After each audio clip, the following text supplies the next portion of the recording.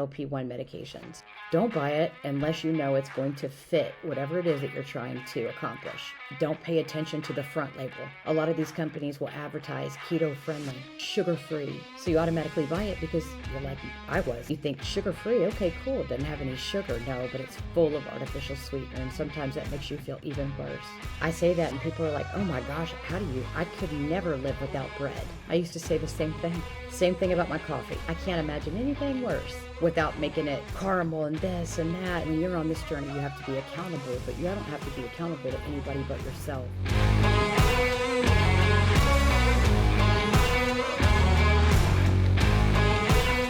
I think it's important to remember that when you're on this journey, and the journey of GLP-1, whether it's to treat diabetes, PCOS, there is a laundry list of things that this medication treats, which is amazing. It's important to remember that as you go through these phases, these different little treks throughout this journey, it may be working for a while, but you're always going to have to make little modifications. Obviously, you're not going to eat the same things. Now, I'm a creature of habit. I have no problem eating the same things every day for a while. I get to a point where I'm just like chicken again, like I can't do it.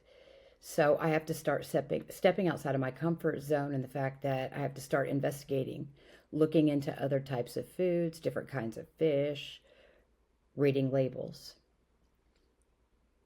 It is important to know that when you're on this journey, you have to be accountable, but you don't have to be accountable to anybody but yourself. The reason I always talk about on my live streams and in my videos about making sure that you know what you're putting in your body is because if you ever get to a point and you need help, whether it be from a dietitian, whether it be from a doctor, whether it be from somebody else that's on this journey, they're always going to come back to that one thing. What is that one thing? What is your caloric intake? How many carbohydrates are you doing? How much water are you drinking? If you're not logging any of this, there's really no way that someone, especially me, it makes it so hard. How am I supposed to figure out what it could be that's causing the problems, or try to help you create some kind of meal plan if I don't know what you're doing? If you're not doing anything, then that's where you would start, clearly, right? But reading your labels, paying attention to the amount of food that you eat, making sure you're not overeating to an extent, but making sure you're eating enough. There's a crazy switch that happened for me at 7.5, 2.5, 5, 7.5. Those are kind of like introducing your body, like the medication inside your body. That's when I made the most mistakes. That was the learning curve, which I don't regret it because that's how I was able to succeed, if you will. But there was a point where I look back and I go, how did I go through that? Nausea all day long some days, body aches, headaches, dry mouth, insomnia. And I had a smile on my face every day, just trying to keep moving, keep doing this, keep doing that. But it wasn't fun. I don't want anybody else to have to go through that, but not everything that I, can share is going to work for you. Lemon was introduced in my diet by a dietitian. I went and saw her. She came highly recommended. She had lost 188 pounds. No GLP-1s, no surgeries, changing of diet, exercise level. Incredible. A little over 2 years it took, but that's incredible. She made the comment, you're putting lemon in your water, right? No, absolutely not. My family's dental, that's crazy. It wasn't crazy. Lemon is the reason that I'm sitting here. Still, I love lemon. As somebody who suffered with GERD for 10 years, used to not even be able to lay flat to go to sleep for a long time because of the acid and everything. Listen to what I'm telling you. Lemon was a game changer for me. Lemon with a combination of fasting, protein, water, walking. That was huge. That was huge. If we look at all the studies, the research that's being done now about lemon, you've got, what is this other one? So, Nutritional Outlook, they are a publication, website, all that stuff, where they basically just use bits and pieces of other people's research, right? And they post it. I was reading through this the other day. The extract of lemon-based flavonoids supports blood glucose levels and, ready for this? Supports glycemic control with pre-diabetes and diabetic patients by increasing GLP-1. When I saw that, I went, are you kidding me? Are you kidding me? You're telling me that okay, first of all, GLP-1 medications obviously increase GLP-1 by what, 1,000 plus? Okay. A natural product such as lemon can help you with glycemic control and also help you with prediabetes, diabetes, but it will increase GLP-1 17%. That's wild. I never knew that, but I knew it, if that makes sense. I never knew it because nobody told me that, but I knew it because on my journey of this works, what about this, what about that, not this, blah, blah, I figured it out.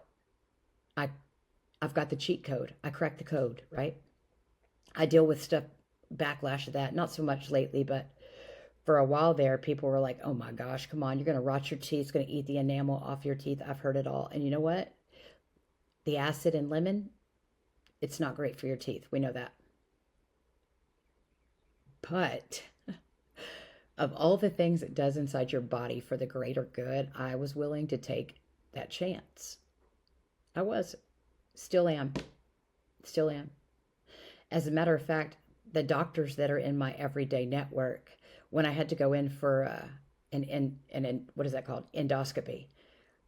When I went for an endoscopy, this was back in October of 2022, the gastrointestinal doctor that was doing the endoscopy, he said, no, God, you're still doing your lemon juice thing, right? And I said, yep. I hadn't even hit my goal. And he said, all right, well, I expect to see a scorched throat all the way down and blah, blah, blah. And he was shocked when I woke up from that procedure. And he said, yeah, it was super quick. Everything looked great. And they give you little pictures. And this is the bottom of your stomach. And this is that.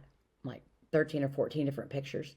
I said, so was my throat just red, inflamed, and scorched? And he said, no, not at all. And I said, okay. Well, I'm doing something right. And he said, I expected it, to be. I was shocked. I was shocked. But a large reason I do the Waterfront Bistro Sicilian lemon juice is because of that reason. Specifically, it's a lot less acidic. And I can feel it. It actually makes me feel better to use that product because I've tried multiple other things and the other things never worked. Either I got little ulcers or too much acid. But this product was perfection. Perfection. Protein shakes. People like to use protein shakes. It's easier. You're not hungry a lot of the time when you're on these medications. As you go up in milligram, or as I went up in milligram, I realized that I was hungry less and less, right? But that's how these medications work. You want to eat protein because it gives you satiety for longer periods of time.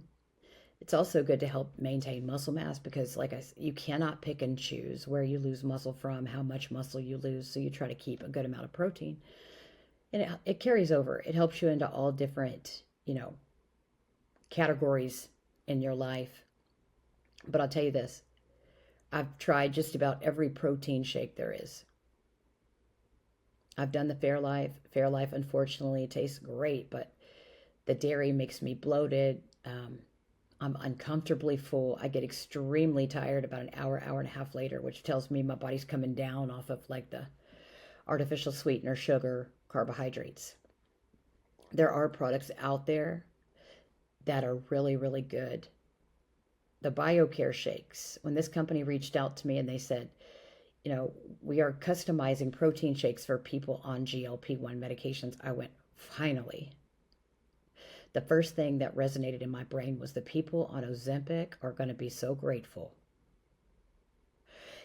To this day, it still blows my mind that the FDA approved Ozempic without some kind of forced moderation or continuation of studies, just because there are so many people out there that are physically sick.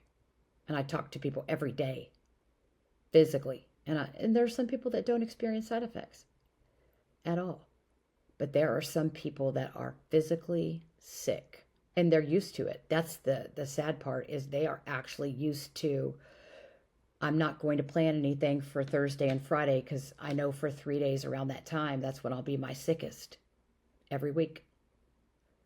That just seems wild to me, that you wouldn't want to look into changing your site, the time of day, all the different things that could potentially change your outcome. That's what I would do. That's what I did. That's a large part of why I was so successful. Finding things like lemon juice, finding things like BioCare, incorporating fasting, trying to figure out ways where I didn't get the old, move more, eat less. I'll reduce my caloric intake, but I want to know what I can eat that is going to keep me feeling good, not bloated, not exhausted. I don't want to increase the fatigue. There's enough fatigue in this medication alone. What are those things? Chicken, fish, different kinds of fish. Tuna.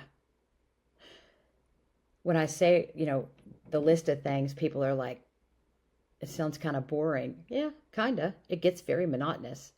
You figure out other ways to make chicken, other dishes that you can use, or that you can incorporate.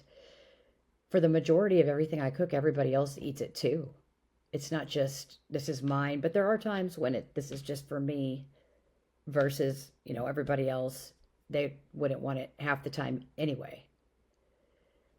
The most monotonous things on this journey is the food and eating patterns, for sure. That for me was just like you get to a point where you're just so sick of eating the same thing over and over again, but it's comfortable because you've looked into it. I try to tell people all day long, it doesn't matter what people think. If you're the one in the grocery store with reading glasses and the back of your phone's on for your flashlight purposes because the lighting in the store is who cares? Don't buy it unless you know it's going to fit whatever it is that you're trying to accomplish. Don't pay attention to the front label. That's huge. A lot of these companies will advertise keto-friendly or sugar-free. So you automatically buy it because you're like I was. You think sugar-free, okay, cool. It doesn't have any sugar. No, but it's full of artificial sweetener, and sometimes that makes you feel even worse. It did me.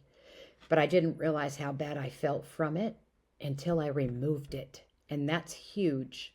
Huge. Look at the back of your labels. Look at the first 5 ingredients on the product. That's so important. Look at the first 5 ingredients.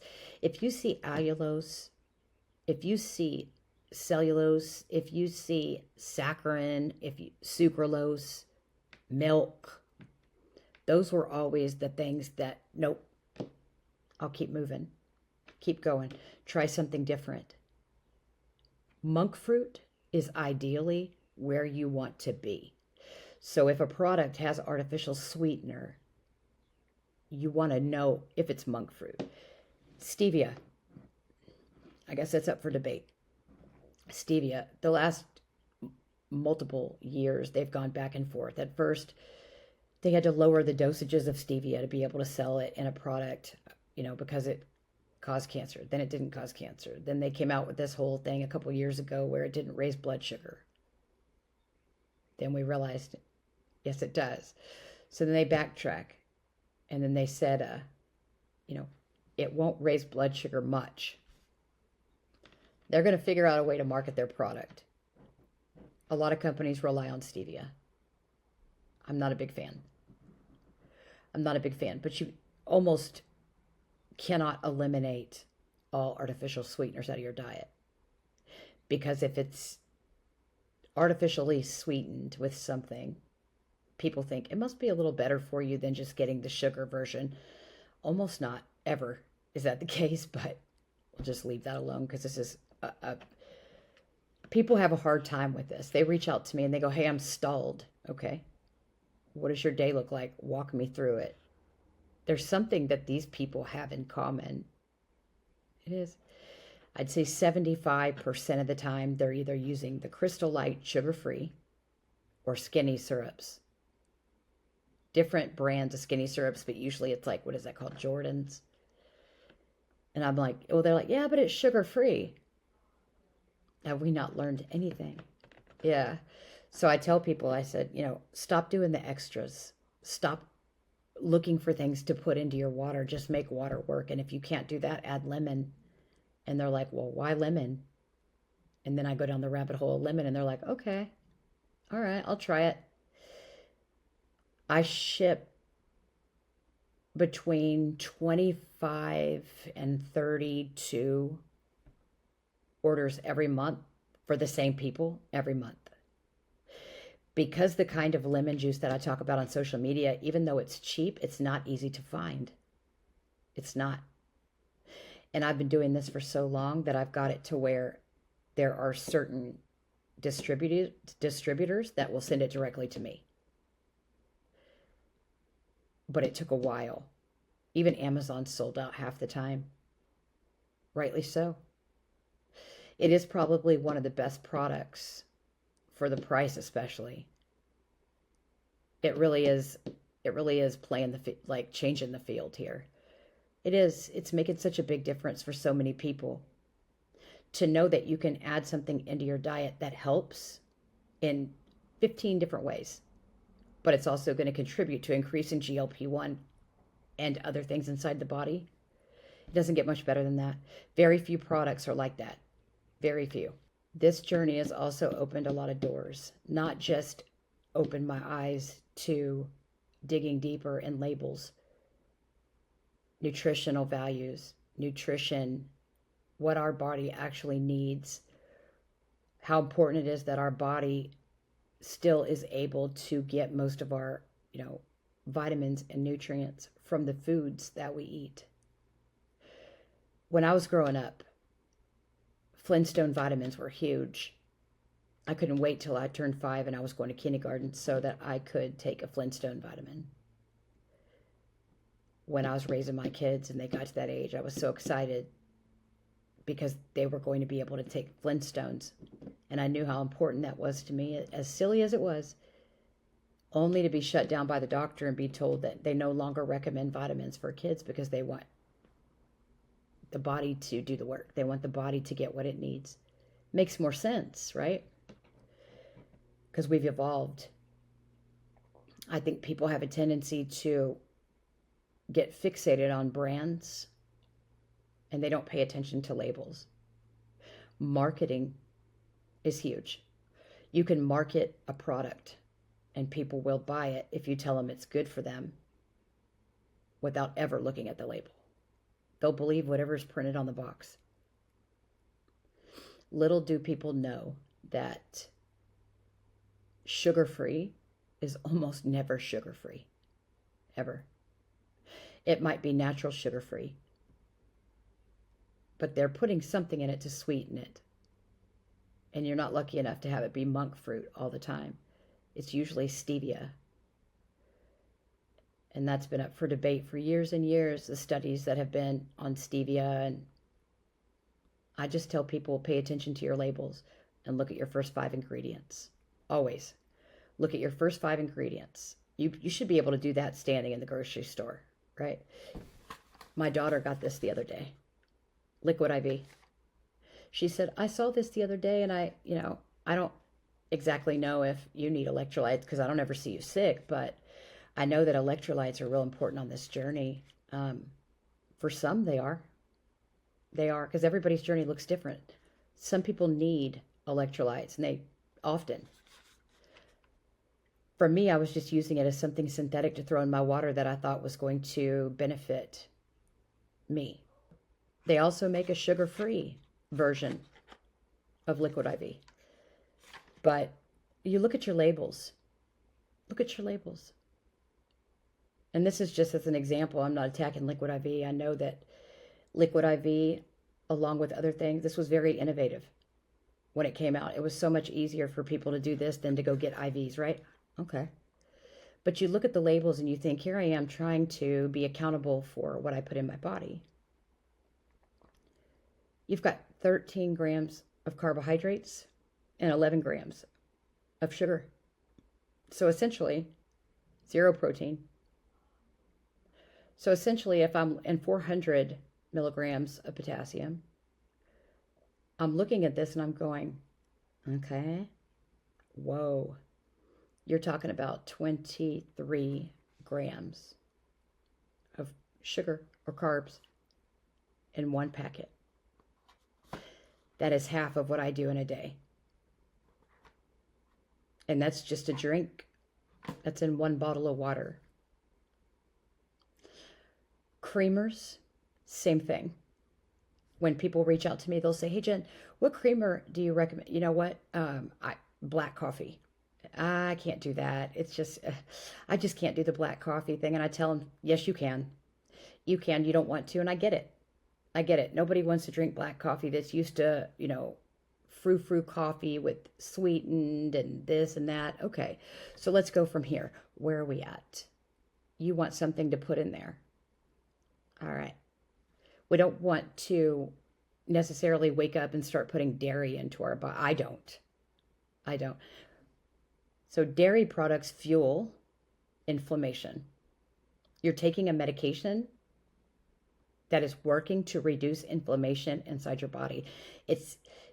You don't want to eliminate dairy. You don't want to eliminate anything at all. But I'm going to minimize the amount of dairy that I put in my diet because I don't like the way it affects me.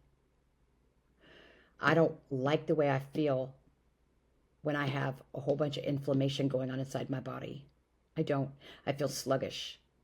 I feel bloated. My belly feels distended. I feel like sometimes it can cause my constipation to be worse. It's just not a good feeling. I said this before. There are certain products that are heavily marketed. Heavily marketed. We've got 40 grams of protein. Don't look at the rest of the ingredients. Just the fact that it has 40 grams of protein and da-da-da-da-da-da. And that sells. For people that are on GLP-1 medications, they freak out. They panic. They need protein. They don't know what to do. They're not getting enough protein. And I tell them, calm down. Calm down. Almost everything you eat has protein. If dairy products, you've got dairy protein. We know that dairy products fuel GLP-1. What does that mean?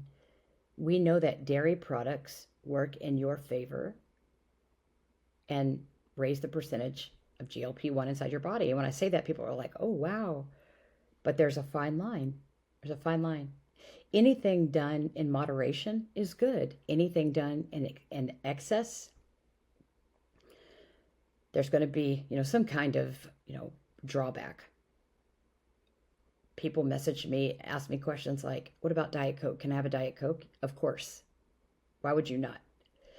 If you want to have a Diet Coke, have a Diet Coke. You want to have that Coke in the morning instead of coffee? Have a Coke. We still are human. We still have to live. I think the biggest thing I learned about diet, things to eat, things that I shouldn't be eating. Pay attention to the different kinds of polyunsaturated, saturated fats, the good kind of fats that fuel your brain. Like, pay attention or start to educate yourself on what are these things going to do inside my body? Is there a nutritional benefit? When I cut out enriched white flour and I cut out bread, rice, pasta, it is rare that I ever add those things back in because I don't like the way they make me feel. Does that make sense? They don't make me nauseated. Maybe in the first couple of months when you first start these medications, but not 2 years later. I don't like the way you feel